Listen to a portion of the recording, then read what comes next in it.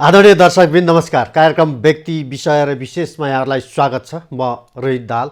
यो कार्यक्रम नेपाल एफएमबाट पनि प्रत्यक्ष सुन्न सक्नुहुनेछ। लागौँ आजको विषयतर्फ। आजको विषय छ एमसीसी र सत्ता गठबन्धनको भविष्य। अमेरिकी सहयोग नियोग मिलेनियम च्यालेन्ज कर्पोरेसन एमसीसीसँगको अनुदान सम्झौता संसदबाट पारित गर्ने अन्तिम प्रयासमा प्रधानमन्त्री लागेको देखिन्छ। उहाँ संसदमा यो प्रस्ताव दर्ता गर्ने तयारीमा हुनुहुन्छ र यदि संसदमा प्रस्ताव दर्ता गर्न सभामुख बाधक बने एमालेको सहयोगमा सभामुखलाई हटाउने सम्मको प्रस्ताव आएको खबरहरू सार्वजनिक भएका छन्। तर सत्ता गठबन्धनभित्रकै दल नेकपा एकीकृत समाजवादी र माओवादी केन्द्रले एमसीसीबारे के गर्ने भन्ने निर्णय गरिसकेको छैन। यही एमसीसीका कारण सत्ता गठबन्धन को भविष्यलाई लिएर यतिखेर धेरै विश्लेषणहरू हुन थालेका छन्। यही विषयमा केन्द्रित गरेर आज हामी छलफल गर्नेछौँ। यसका लागि आज हामीसँग हुनुहुन्छ नेकपा एकीकृत समाजवादीका पोलिट ब्युरो सदस्य, उहाँ लुम्बिनी प्रदेशको अध्यक्ष पनि हुनुहुन्छ, नेकपा एकीकृतको नेता मेटबडी चौधरी। स्वागत छ यहाँलाई कार्यक्रममा। हवस्, नमस्ते। अब गठबन्धन, सत्ता गठबन्धन रोज्ने कि एमसीसी रोज्छ त नेकपा एकीकृतले? हामी सुरुदेखि के भन्दैछौँ भने हामी जनताको लागि राजनीति गरिरहेछौँ। त्यसैले जनताको मनोविज्ञानलाई सम्बोधन गर्ने गरी हाम्रो स्टेपहरू अगाडि जानुपर्छ भन्ने हाम्रो एउटा निचोड छ। अब एमसीसी प्रोजेक्ट ठिक बेठिक के होला त्यो जस्टिफाई भएको छैन अथवा यसले दिने रिजल्ट। तर आजको दिन नेपाली जनताहरूको एमसीसी प्रति नेगेटिभ एटिच्युड छ। फेरि धेरै ठुलो रकम पनि होइन, टोटल 50 अरब पैसा हो। 55 अरब अहिले $1 भाउ बढ्यो होइन। त्यो भएको कारणले हाम्रो पनि छ। त्यो कारणले नेपाली जनताहरूको मन दुखाइ चित्त दुखाइ प्रोजेक्ट लागू गर्नको लागि संसदबाट पास गर्ने कुरामा एकीकृत समाजवादी पार्टी त्यो पोजिसनमा छैन।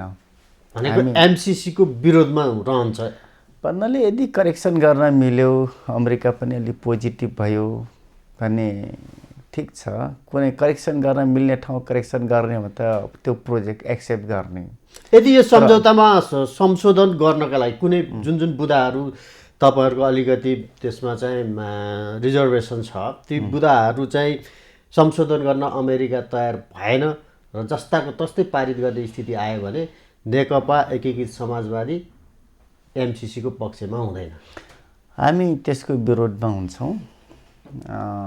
त्यसो भए गठबन्धन छोड्नुहुन्छ होइन? अब त्यसो सरकार छोड्नु यस्तो, अब एउटा प्रोजेक्ट टेबल भएको विषय पास भएन अथवा त्यसको अपोजिटमा गयो भने गठबन्धन टुट्ने, त्यसको पक्षमा गयो भने गठबन्धन रहिरहने कुरा हुँदैन। त्यो त नैतिक कुरा पनि हुन्छ नि होइन? तपाईँको चाहिँ आफ्नै प्रधानमन्त्रीले संसदमा लगेको प्रस्ताव यदि फेल भयो अथवा त्यही प्रस्तावको विरुद्धमा सत्ता गठबन्धनमा रहेका दलहरूले भोट हाल्नु भनेको त नैतिक रूपमा पनि त्यहाँ बसिरहन मिल्दैन नि त होइन? नैतिक रूपमा जनताले मन पराउँदैनन्, मन पराएको छैन, अनि फेरि पनि त्यही काम गरिराख्ने हो भने त्यो पनि त नैतिक क्वेसन त उठ्छ नि त। तपाईँले सरकार छाड्नु पर्यो भन्नाले अब यसमा सरकार बन्ने कुरा हाम्रो रहरले होइन, बाध्यताले हो। अब निर्वाचन जम्मा 23 ठाउँमा काङ्ग्रेसले प्रत्यक्षतर्फ जित्यो, तर पनि अब प्रधानमन्त्री उही छ भनेपछि त्यो पोजिसन बन्नुको कारण धेरै ठुलो क्रिटिकल पोजिसनमा हामी प्रवेश गरिसकेपछि यो स्थानमा हामी आइपुगेको। सम्भवतः यो ठाउँमा हामी नआएको भए, हामी एकीकृत समाजवादी पार्टी नबनाएको भए दुईटा कुरा हुन्थ्यो। एउटा नेपालको संविधान प्रणाली कानुनी राज्यको कुरा छ, त्यो समाप्त भइसक्थ्यो। मुलुक एउटा ठुलो अराजकताको दिशातर्फ अगाडि बढिसक्थ्यो। आज जातिहरूको बिचको द्वन्द्व, त्यसपछि धर्महरूको बिचको द्वन्द्व, त्यो ठाउँमा मुलुक पुगिसक्थ्यो। र अर्को नेपालको कम्युनिस्ट आन्दोलन कम्प्लिटली विघटन हुने पोजिसनमा पुगिसक्थ्यो। त्यसैले यो दुईटै चिजलाई जोगाउनको लागि दुईटै चिजको रक्षाको लागि हामीले यो ठाउँमा आइपुगेका छौँ भन्नाले यो कारणले हामीले संविधान पनि जोगायौँ र नेपालको कम्युनिस्ट आन्दोलनलाई विघटन हुने कुराबाट पनि रोकेका छौँ। यो धेरै महत्त्वपूर्ण कुरा हो। र दोस्रो कुरो गठबन्धन सधैँभरि रहने नरहने कुरा जहाँसम्म छ, म फेरि पनि भन्छु यो बाध्यताले हामी सबैको आवश्यकताले निर्माण भएको चिज हो। 15 सालको निर्वाचन हेर्नुहोस्, 48 सालको, 51 सालको, 64 सालको, 70 सालको, 74 सालको, आखिरमा सबै निर्वाचनमा 51 सालमा हामी अल्पमत अथवा लार्जेस्ट पार्टी त भयौँ तर अल्पमतको सरकार बन्यौँ। त्यो बाहेक कहिले 2/3 सरकार बन्यौँ, कहिले बहुमतको सरकार बन्यौँ, कहिले काङ्ग्रेसले बनायौँ, कहिले हामीले बनायौँ। तर पनि सरकारलाई फ्रिक्वेन्टली चलाउन त सकेनौँ। भनेपछि यसको कारण के हो भने हामी बहुमत ल्याउन सक्ने पोजिसन भयौँ, त्यो क्षमता भयो, तर मुलुक सञ्चालन गर्न सक्ने हामीसँग क्षमता रहेन, सामर्थ्य रहेन। केवल मसँग, मेरो पार्टीसँग मात्र होइन, सबै दलसँग, समग्र रूपमा नेपालको पोलिटिकल पार्टीसँग त्यो पोजिसन रह्यो। त्यसैले यदि यो कोर्सबाट मुलुक सेफ लेन हुँदैन अथवा फ्रिक्वेन्टली अगाडि जान सक्दैन, समृद्धि दिन सक्दैनौँ भने कम्तीमा केही समयसम्म अब मिल्न सक्ने जति दलहरूसँग मिल्ने, एकता गर्ने र कसैको 30% होला, कसैको 40% होला, कसैको 5% होला, कसैको 20% होला, त्यसलाई 100 पुर्याएर मुलुक सञ्चालन गर्ने ठाउँमा पुगौँ। यो त हाम्रो लागि बाध्यता हो। न काङ्ग्रेसले अब सिङ्गल हामी चलाउन सक्छौँ भन्ने ठाउँमा पुग्यौँ, न हामीले पुग्यौँ, न माओवादी पुग्यौँ, न अरू पार्टी पुग्यौँ। त्यसैले गठबन्धन गर्ने कुरा मुलुकको आवश्यकता हो। त्यो आवश्यकतालाई मेन्टेन गर्नको लागि हामी यो ठाउँमा पुग्यौँ। अब प्रधानमन्त्रीले चाहिँ नेकपा एमालेको अध्यक्षसँग पनि उहाँको भेटघाट भएर कुराकानी भयो।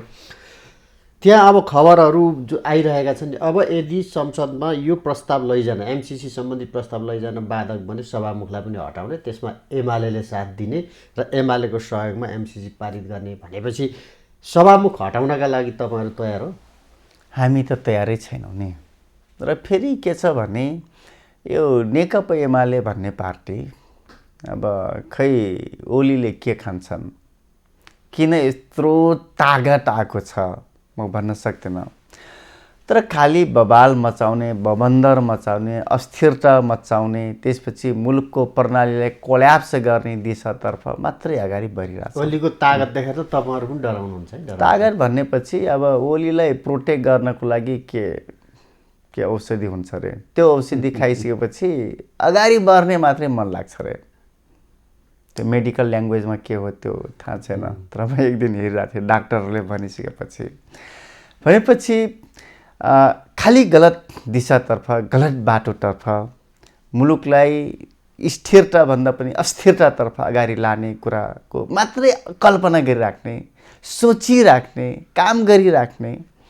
मलाई लाग्छ अब ओलीलाई त यो संविधानको बारेमा कुरा गर्ने कुनै नैतिक अधिकार छैन। तर पनि आज ओलीका सन्तानहरू सबभन्दा हाई साउन्डमा यिनी कुरा गरिरहेका छन्। एउटा कुरा के बुझ्छ भने हामी यो गठबन्धन, अब पार्टी त विभाजन हुन्छ होइन, अनि 5वटा पार्टी मिलेर बनेको गठबन्धन सधैँभरि टिकिरहने कुराको त हामीले कल्पनै गर्न सक्दैनौँ नि। एउटा उद्देश्य प्राप्त गर्नु थियो, प्राप्त गऱ्यौँ हामी। अब मुलुकको आवश्यकतालाई मेन्टेन गर्नुपर्ने छ, त्यो आवश्यकतालाई मेन्टेन गर्छौँ। अब यसमा काङ्ग्रेस लिडरसिप गरिरहेछ, सिरियस बन्यो भने मेन्टेन हुन्छ, नभए फेरि पनि मुलुक समस्याको गोलचक्करमा फस्छ। म एउटा प्रश्नबाट पछि फेरि अगाडि बढ्छु कि यो एमसिसीको टुङ्ग्याएर, यदि एमसिसी चाहिँ संसदमा गएर प्रधानमन्त्रीले जस्ताको तस्तै पारित गर्न खोज्नुभयो भने एमसिसीको विरोधमा रहन्छ तपाईँको पार्टी, बरु सत्ता छोडिदिन्छ, यो चाहिँ निश्चित। अब सत्ता त अस्थायी चिज न हो होइन। जनताको मनोविज्ञानलाई धरौटी राखेर अथवा बन्धकी बनाएर अथवा त्यो नेगेटिभ एटिच्युडलाई अझ नेगेटिभ बनाउने गरी नेपालको राजनीतिक दलहरूप्रति हामी त्यो स्टेप चाल्दैनौँ। अब कङ्ग्रेस त्यसो हो भने अब तपाईँको पार्टी अध्यक्षले चाहिँ यदि स्थानीय तहको निर्वाचनमा चाहिँ गठबन्धन कायम राखेर जान काङ्ग्रेस सहमत हुन्छ भने बरु हामी एमसिसीका केही बुदाहरू परिवर्तन गरेर पास गर्न तयार छौँ भन्ने भएका खबरहरू गलत हुन्? त्यसो होइन, हामी त भनिसकेका छौँ नि, करेक्सन गर्न तयार हौँ, करेक्सनको लागि अगाडि बढौँ, त्यो त एमसिसी पास गरौँ। जस्ताको तस्तै सम्भव छैन, हुँदैन। किनकि एउटा कुरा के छ भने यो प्रोजेक्ट ठिक तरिकाले आएको छ भन्नाले यो प्रोजेक्टको उद्देश्य सबै चिज हेरेर ठिक देखिन्छ। जस्तै संसारका सबैभन्दा लाखौँ लाख मान्छेहरूको च्यालेन्ज के छ, यसको लागि एउटा प्रोजेक्ट डेभलप गर। बुसले भनिराख्दा अमेरिकन ब्याङ्कर्सहरूले यो प्रोजेक्ट डेभलप गरे, यो त ठिक छ नि। तर बेठिक कहाँनिर छ भने एमसिसी प्रोजेक्ट लिनको लागि जुन 22वटा क्वेसन थियो, 22वटा क्वेसनमा नेपाल उत्तीर्ण त हुन सकेन, तर पनि नेपाललाई पास गराउने काम गर्यो। क्वेसन यहाँ उठ्छ र जुन 50-55 अरब पैसा अमेरिकाले हामीले जुन डोनेट गरिरहेछ, अनुदानमा दिइरहेछ, त्यो लिन्नौ अथवा यसको अब्जेक्सन छ, विरोध छ भन्दा भन्दै घर घरमा चारेर यो प्रोजेक्ट ल्याऊ, पैसा स्याहार भन्ने कुरा त केही क्वेसनहरू त उठेको छ नि त। नभए पैसा आउने कुरा, त्यो पनि अनुदानमा आउने कुरा त ठिकै छ नि त। अझ म अर्थशास्त्रको स्टुडेन्ट्सको हैसियतले पैसा स्याहार्ने कुरा, अनुदानमा आउने कुरालाई उपयोग गर्ने कुरा, अझ रोड बनाउने कुरा, त्यसपछि ट्रान्समिसन लाइनको कुरा छ, यिनी कुरा त ठिक हो नि। तर उसको नियत के छ? अब नियत त अमेरिकाको खोपरीमा या नियतमा हामीले फोरेर या चिरफार गरेर हेर्न त सक्दैनौँ। तर के छ भने उसले गलत तरिकाले जुन वान बेल्ट वान रोड चीन गभर्मेन्टको जुन यो प्रोजेक्ट ल्यायो, संसारभरिका करिब 70% पपुलेसनलाई त्यो रोडसँग लिङ्क गर्ने कुरा, त्यो प्रोजेक्टसँग जोड्ने कुरा, त्यसको डिफेन्सको लागि यो प्रोजेक्ट आएको हो भन्ने कुरा मलाई लाग्छ। त्यो कारणले बेठिक कुरा ठिक, प्रोजेक्ट डेभलप ठिक, तर नियत बेठिक भएको कारणले केही क्वेसनहरू जन्मेको छ। यदि करेक्सन गर्न अमेरिका तयार हुन्छ भने हिजो हामीले हाम्रै पालोमा पनि केही क्वेसनहरू गरेका थियौँ त लिखित, ऊ तयार भएन। तयार नभएपछि हामी पनि तयार भएनौँ। ऊ तयार भयो भने हामी तयार हुन्छौँ। ठिकै छ। अब यो गठबन्धन टुटेर तपाईँहरू भोलि निर्वाचनमा एक्लै जानु पर्यो भने त फेरि तपाईँहरूको त एउटा वडा अध्यक्ष पनि आउँदैन अरे नि त फेरि। यस्तो छ, मैले यहाँलाई बताउँ टाइम कति छ। तपाईँले 74 सालको निर्वाचनमा हामीले चुनाव फेस गऱ्यौँ। एउटा काङ्ग्रेस नेतृत्वको गठबन्धन, एउटा नेकपा एमाले नेतृत्वको गठबन्धन। काङ्ग्रेस नेतृत्वको गठबन्धनमा हाम्रो विजय कुमार गच्छेदार सहितको पार्टी र हाम्रो नेतृत्वको गठबन्धनमा माओवादी पार्टी, त्यसपछि अब कुनै कुनै ठाउँमा गाई चिन्हवाला, कुनै कुनै ठाउँमा त्रिशूल चिन्हवाला, कुनै कुनै ठाउँमा गिलास चिन्हले भोट एक्लै अर्कोले हाल्यौँ।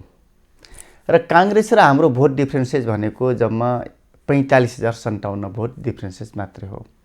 तर डाइरेक्ट तर्फको रिजल्ट हेर्ने हो भने हामी 80 ठाउँ जित्यौँ, जम्मा 23 ठाउँ जित्यौँ। यो त हो नि, सत्य कुरा हो।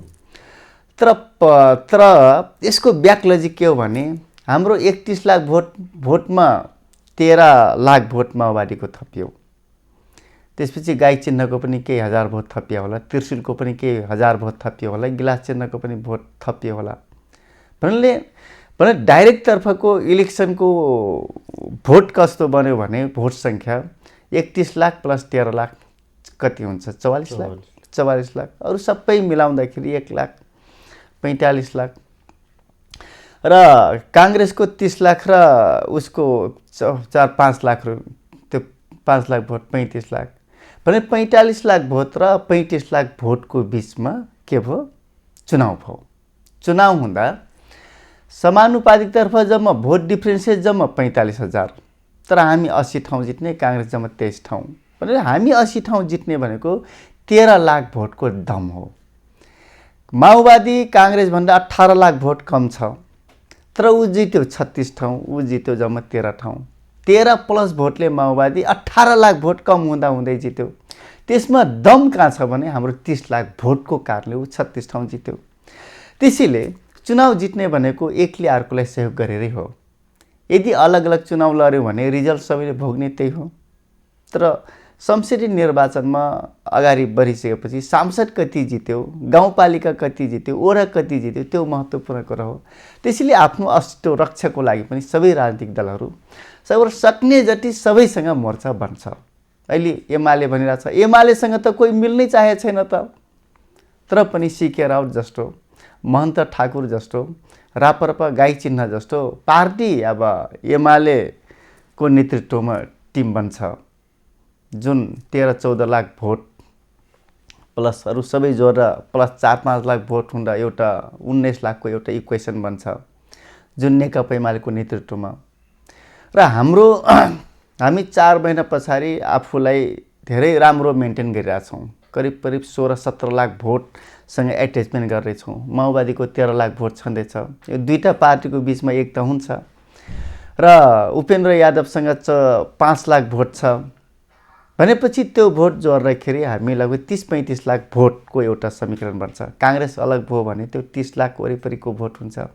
यो तीनटा इक्वेसनको बिचमा चुनाव हुँदा त 35 लाख त भोटले चुनाव जित्छ नि त। त्यसैले हामी कमजोर हुँदैनौँ। तर त्यो बेलासम्ममा तपाईँहरूमा पार्टीमा रहेका मानिसहरू चाहिँ बाँकी रहन्छन् कि रहँदैनन् भन्ने प्रश्न छ। बरु यस्तो छ, अब तपाईँले निर्वाचन डिक्लेयर हुने बित्तिकै नेकपा एमालेसँग जो पछि नेकपा एमाले बनेका मान्छे छन्, रापरपाबाट होइन, पछि त्योभन्दा अगाडि प्रवेश गरेका, काङ्ग्रेसबाट पनि एमाले प्रवेश गरेका छन्, रापरपाबाट प्रवेश गरेका छन्, माओवादीबाट प्रवेश गरेका छन्, स्वतन्त्र ठेकदार टाइपका मान्छे प्रवेश गरेका छन्। ती मान्छेहरू एमालेसँग बाँकी रहन्छन्। अरू सबै मान्छे एकीकृत समाजवादीसँग एट्याचमेन्टमा आउँछन्। यो कुरा क्लियर बुझ्नुहोस्। त्यसैले आधार त अहिले मान्छे त बुझ्दैछ नि त। ओली पार्टीबाट अब मुलुकको कम्युनिस्ट आन्दोलन पनि जोगिन्न, संविधान पनि जोगिन्न। यो खाली खुराफाट बाहेक अरू केही पनि बोल्ने रहेनछन्, केही पनि गर्ने रहेनछन्। त्यसपछि मान्छेहरूको सङ्ख्या त डे बाई डे त आइरहेछ नि त। त्यस्तो तपाईँको भनाइ चाहिँ कहाँनिर मिल्दैन भने नेकपा एमाले चाहिँ निर्वाचन चाँडो गर भनेर भनेको भनाइ छ, दबाब दिएको त्यही छ। तपाईँहरू चाहिँ निर्वाचन सार्नका लागि कुदिरहनु भएको छ। अनेक बाहनामा निर्वाचनबाट भागिरहनु भएको छ। अनि निर्वाचन चाहने पार्टी चाहिँ शक्तिशाली हुन्छ कि निर्वाचनबाट भाग्ने पार्टी चाहिँ शक्तिशाली हुन्छ भन्ने प्रश्न छ नि त। यस्तो छ, भाग्ने र गर्ने कुरा होइन। हामी सुरुदेखि संवैधानिक सर्वोच्चता र कानुनी राज्य प्रणाली जोगाउने कुरा गर्ने राजनीतिक दलका मान्छेहरू।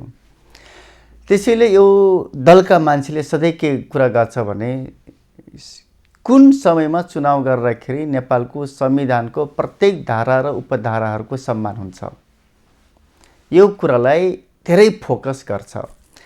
र ओलीहरूले के गर्छ भने के कुरा बोल्दा के कुरा भन्दाखेरि मुलुक अस्थिरतातर्फ जान्छ। उसले बोल्ने भाषा गर्ने काम भनेको त्यही हो।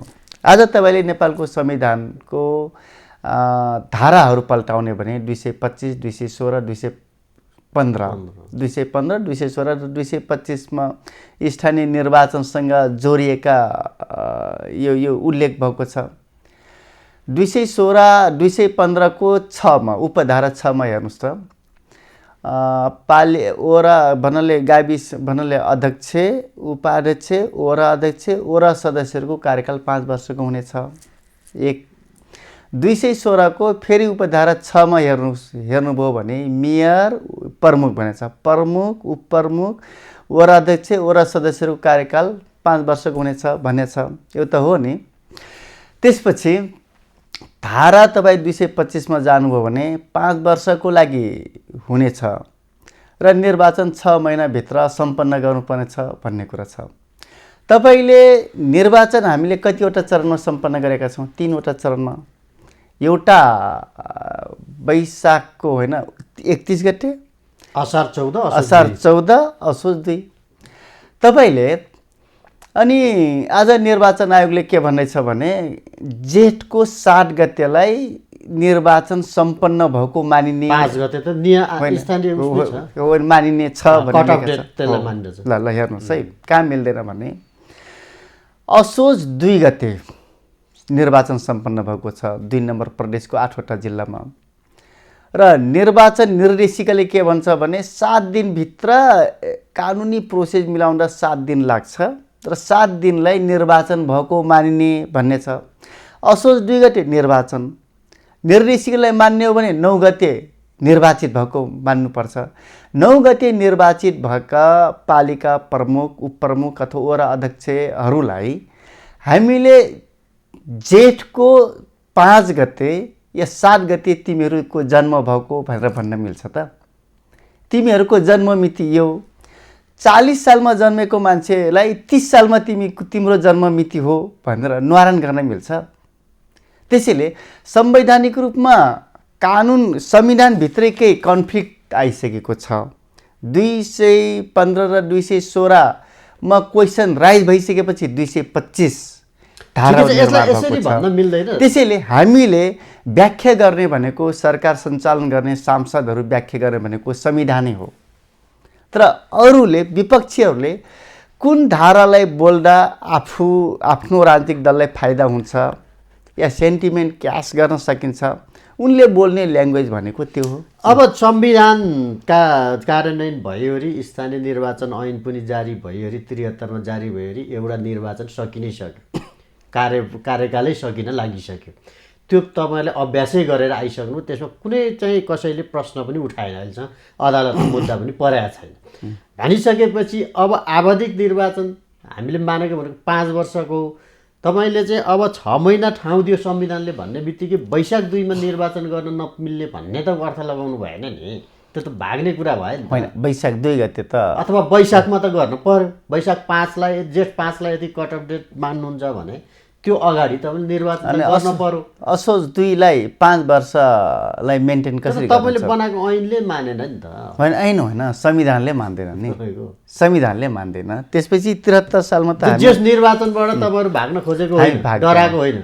हामी भन्ने बित्तिकै निर्वाचनसँग डराइहाल्नु पर्ने त्यस्तो त छैन नि, होइन? होइन, नेकपा एमाले आफै सुक्ने, आफै समाप्त हुने, आफै डिजल्भ हुने पार्टीसँग को डराउँछ भन्नुहोस् त? हामी त सुरुदेखि लार्जेस्ट पार्टी, ठुलो पार्टी, चुनाव जित्न सक्ने पार्टी, नेतृत्व गर्ने सक्ने पार्टीको रूपमा स्थापित गरेछौँ। भाग्ने त कुरै हुँदैन। एक्लै निर्वाचन लडौँ भनेर त एमाले भनेको भनै छ नि त। तपाईँहरू सक्नुहुन्छ त एमालेसँग एक्लै लड्न? यसो एमालेको त्यो भनाइ भनेको एउटा वडामा 20 वटा गाउँ छ। 20 वटा गाउँमा सबै गाउँलेहरूले 2टा गाउँ कुनै गाउँले मिल्नु हुँदैन। सबै गाउँले मिलेर एक्लै एउटा गाउँ भएर चुनाव लडौँ भन्नु र नेकपा एमाले एक्लै चुनाव लड्नु भन्नुको एउटै हो। नभए यदि यो कुरोलाई जस्टिफाई गर्छ भने, ठिक मान्ने हो भने 74 सालमा हजारौँवटै राजनीतिक दलसँग किन सहमति गर्नु पर्यो? किन हजारवटा दलको भोट लिएर हजारवटा दललाई किन भोट हाल्नु परेको पोजिसन बन्यो भनेपछि चुनावमा त्यस्तो हुँदैन। चुनावमा कसरी चुनाव जित्ने, सबभन्दा धेरै वडा अध्यक्ष, पालिका प्रमुख, मेयर, उपमेयर अनि प्रदेशका सदस्यहरू, सङ्घका सदस्यहरू कसरी चुनाव जित्ने, त्यो ठुलो कुरा हो नि। तर त्यसमा ध्यान पुग्छ। काङ्ग्रेसले तपाईँहरूसँग सहकार्य गर्न चाहेन भने त? काङ्ग्रेसले चाहेन भने सेकेन्ड लार्जेस्ट पार्टी हुन्छ, फेरि कमजोर पार्टी हुन्छ काङ्ग्रेस। एमाले नै पहिलो हुन्छ? एमाले त कहाँ हुन्छ, एमाले त लास्टै हुन्छ नि। भनिसकेको छु त, 14 लाख 15 लाखको एउटा इक्वेसन हुन्छ जसको नेतृत्व एमाले गर्छ। अर्को 35 लाखको एउटा समीकरण हुन्छ जसको नेतृत्व हामी प्रचण्डहरूले गर्छौँ, माओवादी पार्टी गर्छ। अर्को इक्वेसन 30 देखि 31 लाखको हुन्छ जसको नेतृत्व काङ्ग्रेसले गर्छ। फेरि सेकेन्ड पार्टी हुन्छ। तपाईँ एमाले प्रति चाहिँ हिजो एमालेमै हुनुहुन्थ्यो, एमालेबाटै निर्वाचन जित्नुभएको, एमालेपट्टि प्रति चाहिँ अलिक बढी नै पूर्वाग्रही ढङ्गले अलिक आक्रामक हुन्छ।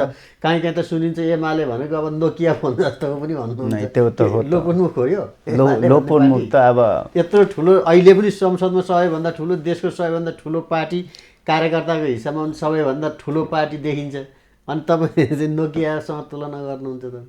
नोकिया अलि अन्डर एस्टिमेट भयो कि होइन? नोकियालाई त अहिले पनि रेडियो सुन्नको लागि मान्छे प्रयोग गर्छ, काम लाग्छ।